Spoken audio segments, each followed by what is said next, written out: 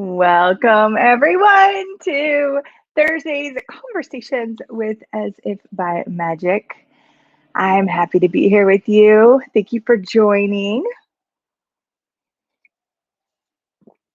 It's first coffee of the day. I'm very excited about this coffee right now. So today, we're going to talk about proving magic. And I'm certain, hi Leonie. I'm certain we've talked about this before, but there was something about it I wanted to kind of see if we could dig in a little bit. Hello, As If by Magic. A little bit more into it today. And of course, as always, if you have questions and stuff, hi Rita. Hi, it's been so long since I've seen you. That was me hugging you. So of course, if you have any questions or stuff coming up, please feel free to put it in the thread there. I can read your questions and then we can engage in all the stuff that you're curious about too. So proving magic. So what inspired this was I had a very interesting conversation last night with a friend of mine where for about an hour, he was trying to get me to prove to him like what does, hi Claire, good evening magic beings from everywhere. Hi Jackie. Asking me to kind of prove prove possibility, essentially. Hi, Twy. And what was so interesting is the difference between when someone's asking you to prove something and you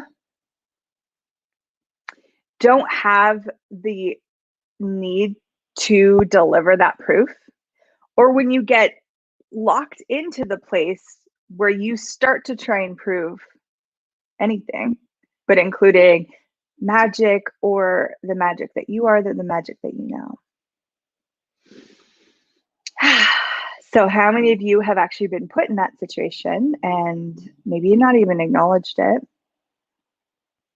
And what I would like to look at today is where we lock that in to our worlds, and then we can unlock it. So to get to a place of proving anything, you have to first have aligned and agreed that, Leonie says, yeah, all my life. Okay, great. So it's relevant. In order to prove anything, you have to first align and agree somewhere that whatever you're trying to prove isn't real and true. And then the resistance and reaction is you trying to prove it. And you're trying to prove it to yourself. And in this circumstance, it would be to whoever you're engaging with.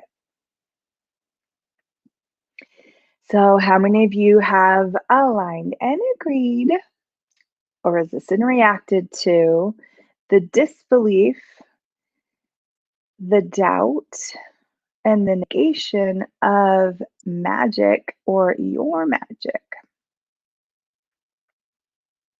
Everywhere you did that, will you destroy and integrate it, please? Now we're going to use the Access Conscious Clearing Statement, right and wrong, good and bad, POC and POD, all 9 shorts, boys and beyonds.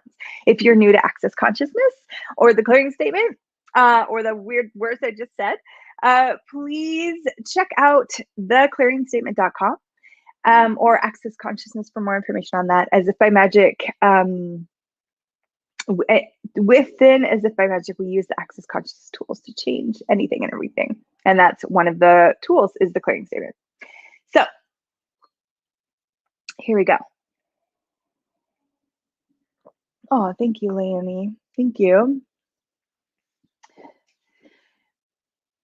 Okay, so what do you do if someone is putting you into a position to either defend or to prove your magic, possibility, whatever it is, without getting caught up in it, but also still being an open invitation to that person for something different? It's actually a lot easier than we think it is. And I'm going to give you some tools to play with in this area. So one, always be aware of what people can receive.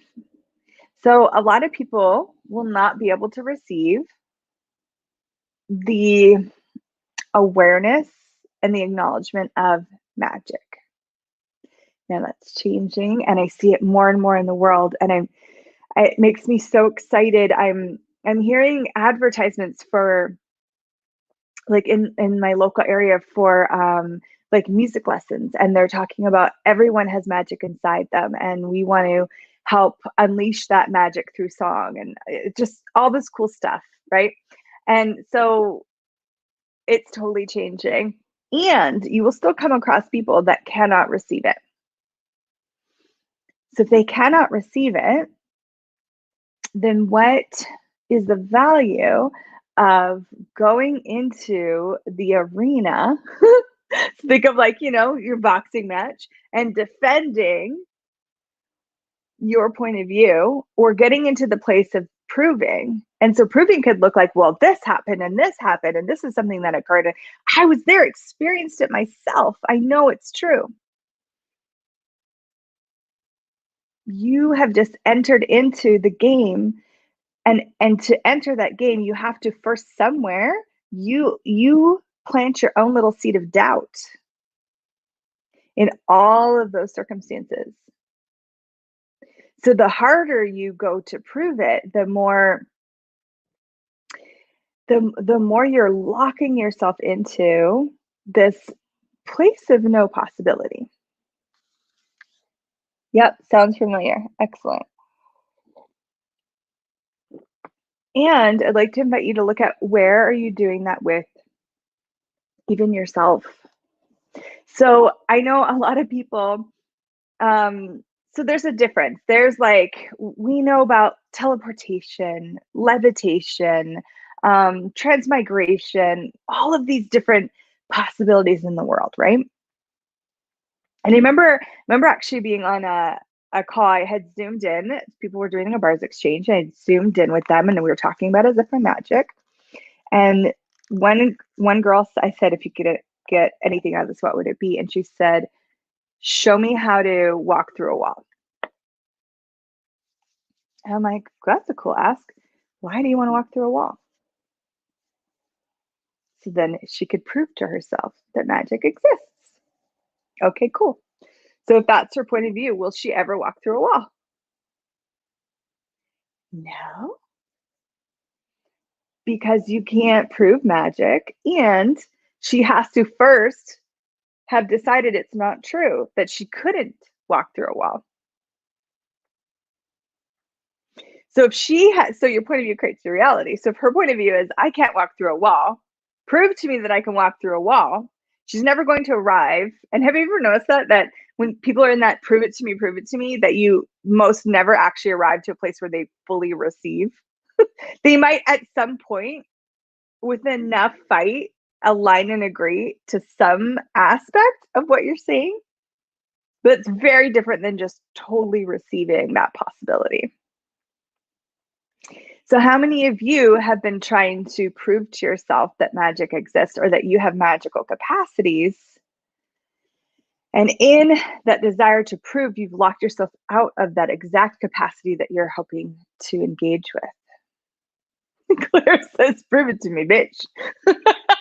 Yeah, that's pretty much what she said. It was awesome. I liked her.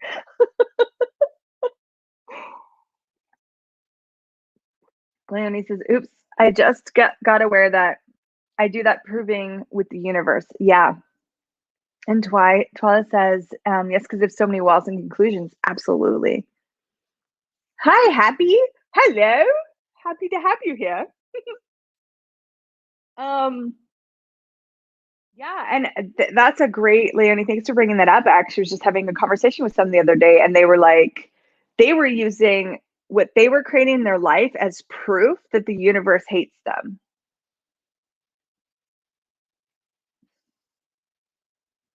And what if that's not true? What if the universe is just delivering everything you asked for? Okay, cool. So we're looking at this proving piece, right? We're looking at when others are demanding that we prove to them. We're looking at where we do it to ourselves. What if in those circumstances, you were willing to drop your walls and barriers, and you were willing to, and this sometimes drives people crazy, but that could be fun, right? But if you're willing to actually know what you know, have your reality, aggress to it, aggress to what you know, and that is where doubt does not get attached to you.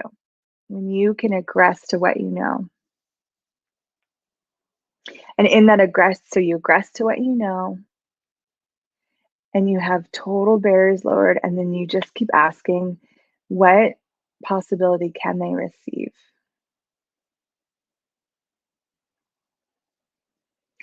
And anything that doesn't allow that, we need to straighten and create it, please.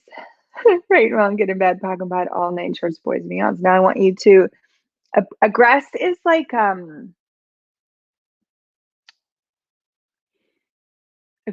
aggressively present.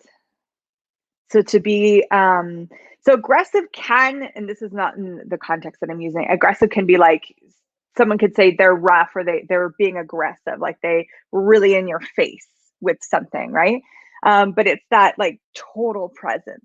Like I'm not going to falter from what I know, because I'm so dynamically present that no one can push me over. No one can push me around, including me right now. I hope that explains it. Let me know, Claire, if you need more. So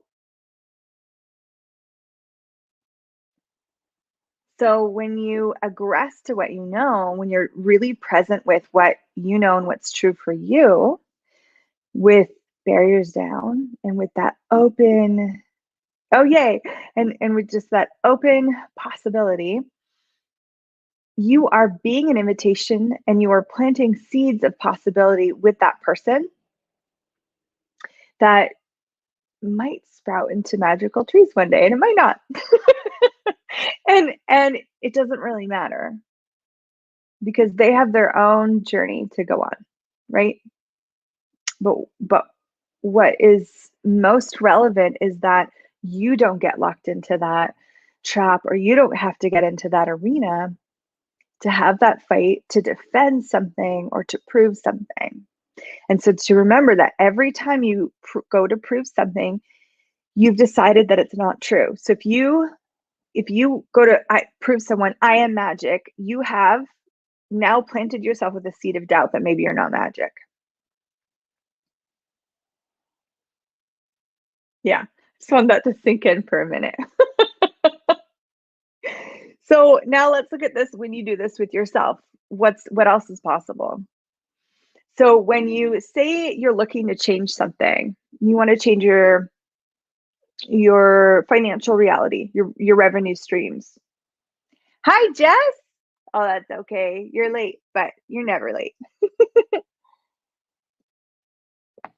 So let's say you want to change, your financial situation, something with your relationship, something with your body. Okay. Oh, let's use body. That's a great one. Okay. So how many of you have desired to change something with your body? Maybe it's you have chronic pain in some way. Maybe it's either weight loss or muscle gain, or just feeling better. Maybe you have a lot of fatigue. Maybe it's skin. Maybe it's hair. It could be a million things because your body's so complex, right? So you're like, I would like to change something with my body, and I would like to change it as if by magic. Okay. So now the body is an amazing thing, because proof, so to require proof, often you have to go into this reality, and this reality says seeing is believing. So if you can say someone had a lot of weight, and they released like tons of weight in a very short period of time, and they looked great. It's visible. You can see it. You can see the change. So you've just proven to this reality, hey, my body is magic and magical and I can do it. That's not actually how it will work, because what I've noticed is working with people is the people that are doing that have a fluctuation with their body constantly. And the people that are just having too much fun are the ones that create miracles with their body. And most people don't even notice the miracles going on. So what are you trying to, so what magic of your body have you locked yourself into a proving situation with, that if you stop trying to prove it, so it means you have to let go of the proving, then you let go of the alignment and agreement that it's not possible. And then you get to a place of asking what is possible. Anything doesn't allow that. Here's the claim statement again. Let's destroy and create it, right and wrong, good and bad, POC and POD, all named shorts, boys and beyonds. So that means, so say, let's say it's weight loss, okay? So if you were from the proving reality, if you lost the weight using magic, you would have to continuously lose weight, or you would have to reach a perfect weight and then maintain that weight, because if you ever gained weight, then you're not as magic, and it wasn't permanent, and it wasn't permanent change. Do you see all these different constructs that come in when you're trying to apply proving to any sort of magic or change? So one of the things I love about access consciousness is that it's so undefinable, and it is so, I love, if you've ever heard like the description of what can you hope to get out of a bar session? Like a worst case scenario, you're going to feel like you had a great massage, and best case scenario, your whole life is going to change. We never know what that change is going to be, because for everyone it's different. I've had many people, it's been a physical change. I've had other people, it's been an emotional change. For some people, it's been a total world, everything changed. And for someone else, they just got a little bit more peace. You can't define it. So even when looking at changing something with your body, if you're like, if my body is magic, or to apply magic to my body, this is the result I have to get. If you're basing it on results, you're probably engaged in a proving cycle. Same with finances, okay? So if you're really magical with money and finances, then this is the result. This is the provable result. I remember when I first started to even talk about finances, I had a facilitator say to me, you're not on the same, you're at a lower level with money than I am. What gives you the right to talk or to facilitate about money? I was like, wow, okay, that's an interesting point of view. But I never looked at it from a proving perspective. I never looked at what I have to offer is only based on some sort of proof that I have to, here's the proof of why I can contribute to you. I always go to nature, right? And I'm like, the sun doesn't like go, here's the proof that, if it like that I will contribute to. The tree doesn't go, here's some proof that if you spend some time out in nature, that you might enjoy yourself. There's no proving going on. There's no proving in nature. Okay, Leonie says, is there a tool to create beyond proving? Yeah, so one piece of it is really, Jess says this one's for me, is really getting clear on these, especially the SHIQ places, the secret places where you're doing proving, and really get clear, oh, awesome. So that's proving, whether it's proving to you, proving to this reality, or proving to someone else. And look at how many results, like how many result-based asks do you have right now? So even if you're asking for, so there's like, what would it take to have peace with money? What would it take to have enough income that I'm not worried about money again? What would it take to have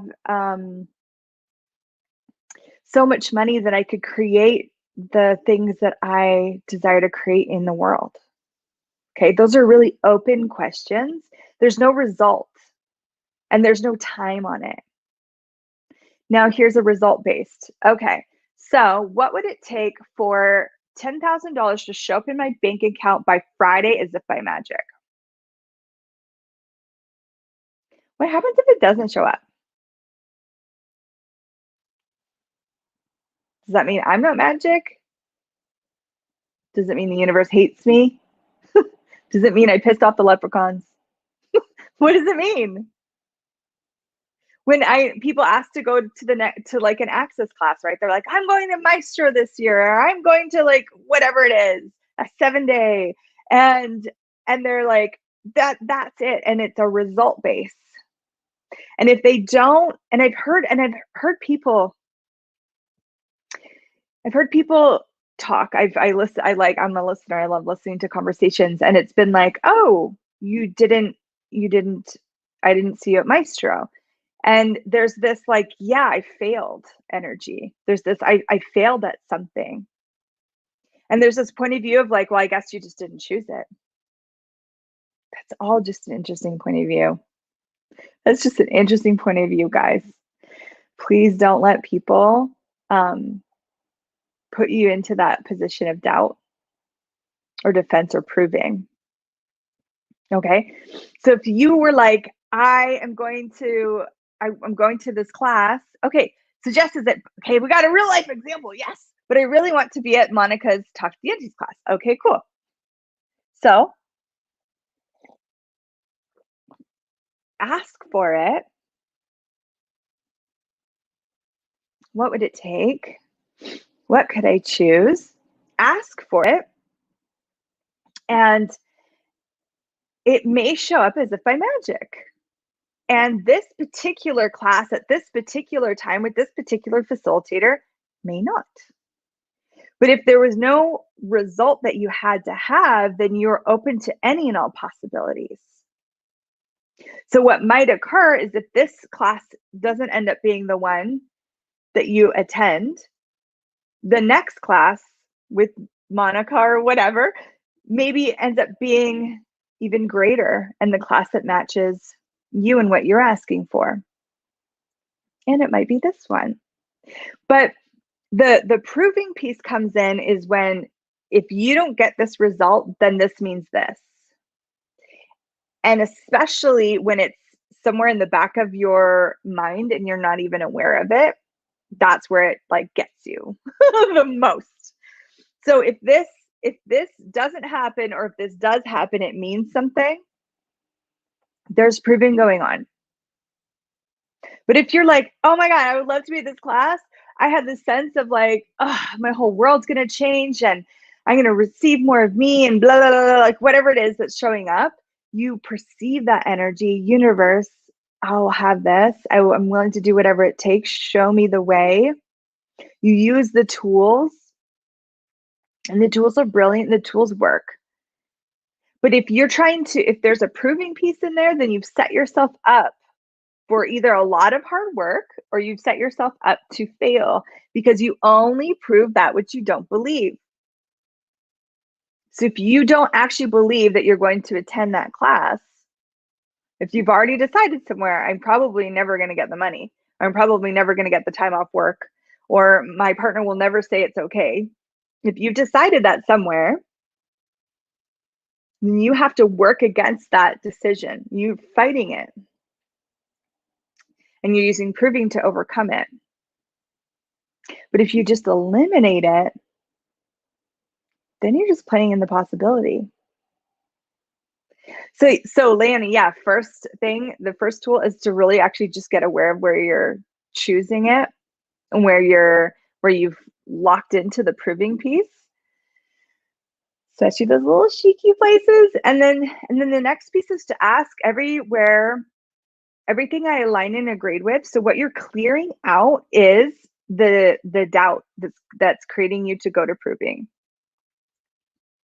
So if I knew, let's go back to the walk through the wall scenario, okay? So if I ask myself, do I have a capacity to walk through walls or solid materials? Yes, no. Okay, so let's say I got a yes. A butterfly just flew by. Let's say I got a yes. Then when I got that awareness, I would acknowledge it. Totally, truly acknowledge it. And then it becomes a part of my reality. And then I would maybe ask further questions. Okay, so what's required? What's like, how can I play with this capacity? If I was just starting out, if I was just going to start playing with moving my body through solid materials, what are some fun ways to start playing with that and engaging with it? Do you see there's no result? I'm not even like now going to walk through a wall. I'm just starting to explore it. I might go up to a wall and like start to, what am I aware of? What would this be like? What would it feel like for my body to pass through like this wall? Would my body like that? And you start to like really, you're engaging and you're playing with something. Now here's the other thing. So with that, I know that it's possible and I know that I currently have the capacity. Now, then what I know is I know that at some point I will be walking through walls.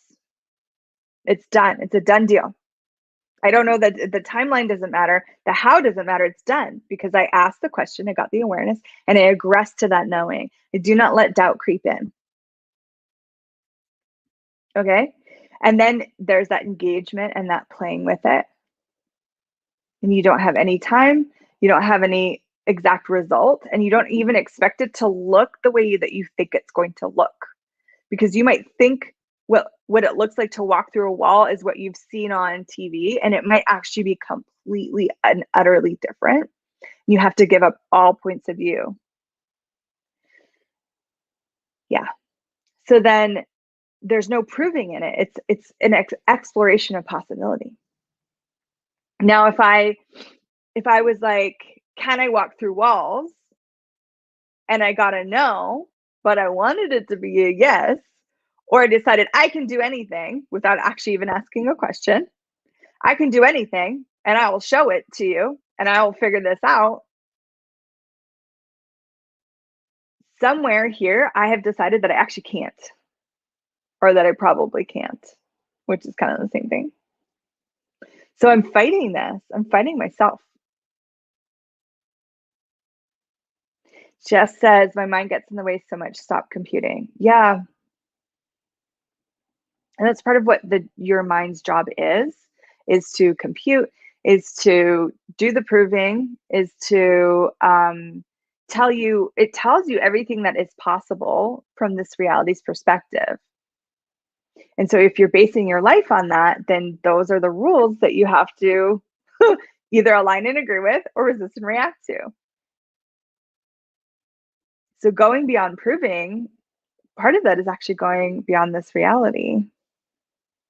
Because this is a proving reality. It's based on fact. It's based on seeing is believing.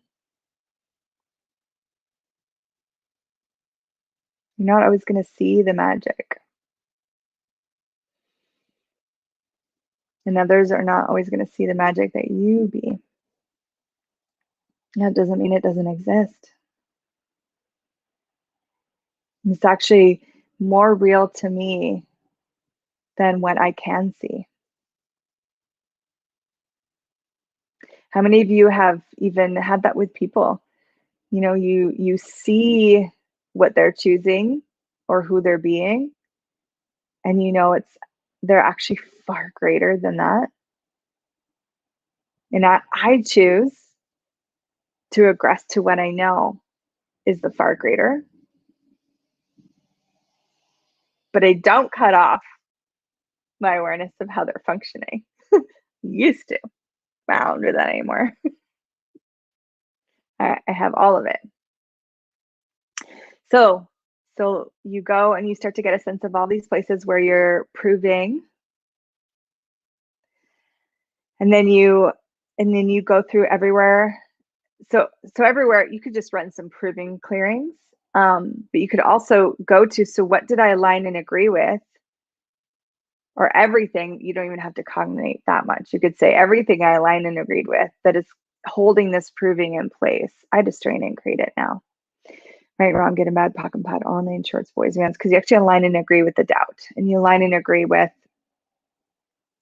the disbelief in yourself.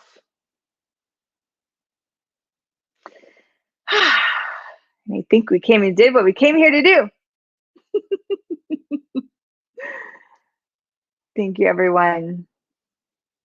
Thank you for this conversation and your willingness to receive and engage with magic and looking at this proving magic piece. Jess says, needed to hear this today. Thank you so much, magical woman. Thank you so much, Jess, for being here. Hearts from Claire. You guys are amazing. We'll see you next Thursday, same time, for more conversations with magic. Bye for now.